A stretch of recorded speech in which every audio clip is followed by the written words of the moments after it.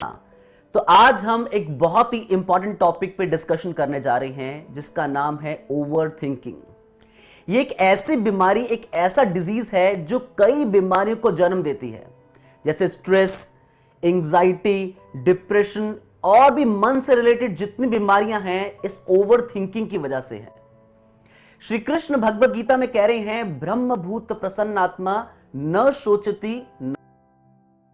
श्री कृष्ण कह रहे हैं कि जो व्यक्ति दिव्य पद पर स्थित है वे हमेशा प्रसन्न रहते हैं। वे ना तो कभी किसी चीज के लिए शोक करते हैं और ना कभी किसी चीज की कामना करते हैं। और आजकल प्रेजेंट सिनेरियो में हम देख रहे हैं कि स्पेसिफिकली यंगस्टर्स, वैसे तो पूरा संसार ही, लेकिन स्पेसिफिकली यंगस्टर्स इस बीमारी से जूझ रहे हैं। वे अपने पास्ट को लेकर लेमेंट करते रहते हैं, रोते रहते हैं। अपने फ्यूचर को लेकर हैंकरिंग करते रहते हैं कि भविष्य में मैं ये करूंगा, लेकिन अपने प्रेजेंट को स्पॉइल कर देते हैं, खराब कर देते हैं। तो ये जो बीमारी है ओवर थिंकिंग की, इसके कारण क्या व्यक्ति अपने सही निर्णय सही समय पर नहीं ले पाता। जो कार्य दरअसल उसे करने चाहिए उससे छोड़कर अन्य कई कार्यों में वे लगा रहता है।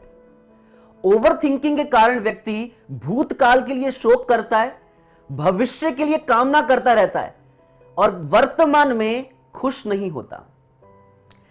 फॉर एग्जाम्पल, जैसे बच्चे एग्जाम्स देके आते हैं ना, तो एग्जाम देके आके घर पर टैली करते हैं बुक्स में से। अगर कोई बच्चा बहुत अच्छा एग्जाम देके आया और बहुत खुश घर पर आया है कि आज मेरा जो परीक्षा बहुत अच्छी गई, एग्जाम बहुत अच्छा गया, घर पे आया और सारे क्वेश्चंस उसने टैली करने शुरू किए, पर जैसे क्वेश्चंस टैली कर रहा था उसने क्या देखा कि क्वेश्चन नंबर 14 जो उसे बहुत अच्छे से आता था, इसमें बहुत मेहनत उसने की थी, वो समहाउ क्वेश्चन स्किप हो गया। अब ये बच्चा क्या करता है, रहता है, सोचता रहता है, सोचता रहता है और प्रेजेंट में पढ़ाई नहीं करता, जिसके कारण इसका भविष्य भी खराब हो जाता है। तो माइंड हमारे साथ क्या है, ट्रिक्स खेलता है और हम क्या करते हैं, माइंड की ट्रैप्स में आ जाते हैं, हम माइंड के चंगुल में आ जाते हैं। तो भूतकाल का, पास्ट का शोक करके हमें कुछ नहीं मिलेगा। भूतकाल में जो गया वह वर्तमान से हट गया। इसका मतलब यह भी नहीं कि हम उसे इग्नोर कर दें। अपने पास से जो शिक्षा लेनी जरूरी थी वो शिक्षा ले लीजिए कि ये मैंने पास्ट में मिस्टेक की थी, ये मुझे रिपीट नहीं करनी।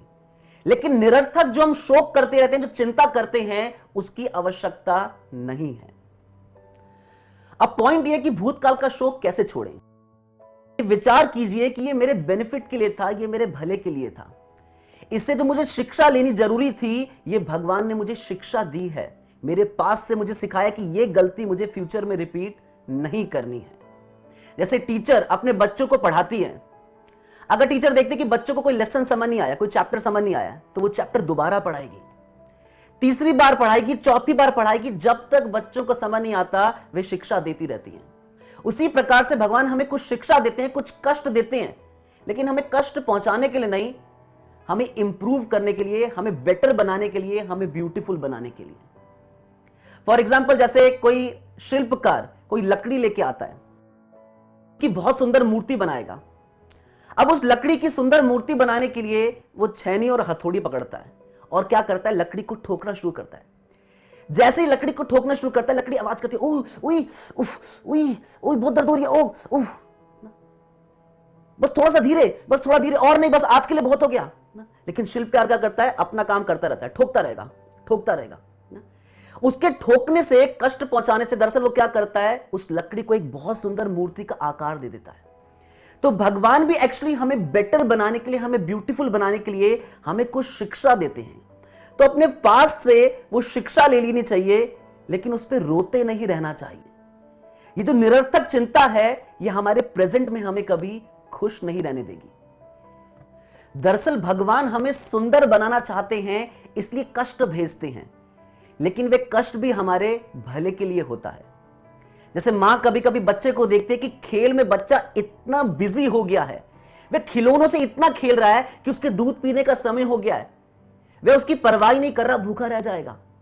तो मां क्या करती है, उसके खिलौने को छीन लेती है।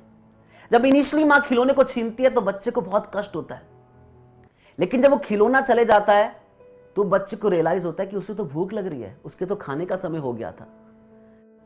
अब दूसरा पॉइंट कि भविष्य की चिंता का क्या करें। कई लोग हमने देखा है जो भविष्य की चिंता को लेकर रोते रहते हैं कि भविष्य में मेरे साथ क्या होगा, कैसे होगा, कौन करेगा, कई प्रकार के प्रश्न आते हैं और माइंड उनको घुमाता रहता है और वे हमेशा दुखी रहते हैं। तो इस भविष्य की चिंता का क्या करें हम? एक बार की बात है कि एक न्यूली मैरिड कपल, एक नवविवाहित जोड़ा घूमने के लिए जाते हैं और एक जहाज के ऊपर सफर कर रहे होते हैं। जिस समय सफर कर रहे होते हैं तो समुद्र में बहुत तेज तूफान आ जाता है। सभी लोग बहुत घबरा रहे होते हैं।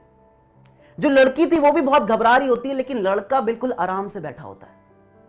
लड़की जब उस लड़के को देखती है कि सभी इतना चिंतित हैं और ये इतना आराम से बैठा है, तो बहुत प्रसन्न होती है और पूछती है उस लड़के से कि सब इतना चिंता कर रहे थे, आप इतना आराम से कैसे बैठे थे?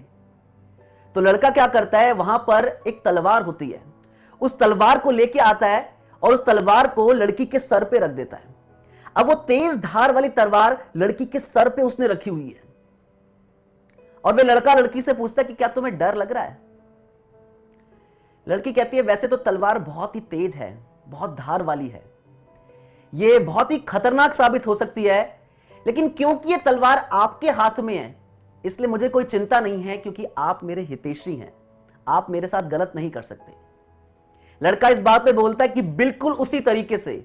हालांकि कई परिस्थितियां जीवन में ऐसी आती हैं जो हमें कष्ट देकर जाती हैं, जो हमें डराती हैं, लेकिन एक भक्त ये समझता है क्योंकि ये तलवार जो है ये भगवान के हाथ में है और भगवान हमारे हितैषी हैं, वे हमारे साथ गलत नहीं कर सकते। और इस बात को समझते हुए व्यक्ति हमेशा शांत रहता है। वह पति अपनी पत्नी से इस प्रकार बोलता है कि हो सकता है मृत्यु भी क्यों ना आ जाए, लेकिन इसमें भी मेरा भला होगा, क्योंकि भगवान मेरे हितैषी हैं और वे मेरे साथ गलत नहीं कर सकते। अवश्य ही उन्होंने कुछ अच्छा सोचा होगा जिस कारण से मृत्यु भी आएगी, इसलिए मुझे किसी चीज का कोई भय नहीं है। तो भविष्य की चिंता करने वालों को यह समझना चाहिए कि आज वो कल है जिसकी चिंता हमने कल की थी, इसलिए फ्यूचर को लेकर हैंकरिंग करने से बेटर है प्रेजेंट में अपना बेस्ट देना। श्रीमद् भगवत गीता में हम देखते हैं कि अर्जुन जो कि बेस्ट धनुर्धर हैं, उन्होंने नींद पर विजय पा ली है और अपने दोनों हाथों से बाण चला सकते हैं। शत्रु जब उनका नाम भी सुनते थे तो कांपने लग जाते थे। ऐसे अर्जुन भी क्या ओवर थिंकिंग के कारण कंफ्यूज्ड हैं। और श्रीमद् भगवत गीता की शुरुआत में दूसरे अध्याय में अर्जुन श्री कृष्ण से कह रहे हैं हम ये भी नहीं जानते कि क्या श्रेष्ठ हैं, उनको जीतना या उनके द्वारा जीते जाना। तो देखिए ये जो प्रॉब्लम थी, अर्जुन ने इस ओवर थिंकिंग का सॉल्यूशन क्या निकाला? अर्जुन ने क्या किया कि कृष्ण को सरेंडर किया।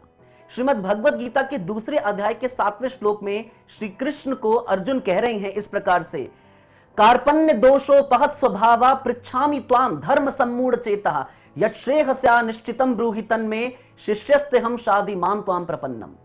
अर्जुन इस प्रकार से कह रहे हैं श्री कृष्ण को, अब मैं अपनी कृपण दुर्बलता के कारण अपना कर्तव्य भूल गया हूं और सारा धैर्य खो चुका हूं। ऐसी अवस्था में मैं आपसे पूछ रहा हूं कि जो मेरे लिए श्रेष्ठकर हो उसे निश्चित रूप से बताएं। अब मैं आपका शिष्य हूं और आपके शरणागत हूं, कृपया मुझे उपदेश दें। तो अगर कोई व्यक्ति इस ओवर थिंकिंग की प्रॉब्लम से निकलना चाहते हैं तो उन्हें वही करना चाहिए जो अर्जुन ने किया, श्री कृष्ण को समर्पण। इसका मतलब है जो ओवर थिंकिंग से बचना चाहते हैं उन्हें श्रीमद् भगवत गीता को समझना चाहिए, पढ़ना चाहिए ध्यानपूर्वक। श्रीमद् भगवत गीता में बताया जा रहा है कि मनुष्य शिल्पा's fresh garden salad. कहाँ से? Of you, शिल्पा के गार्डन से। दी। भक्तों का यह प्रश्न होता है कि हम बार बार भौतिक संसार में क्यों गिर जाते हैं।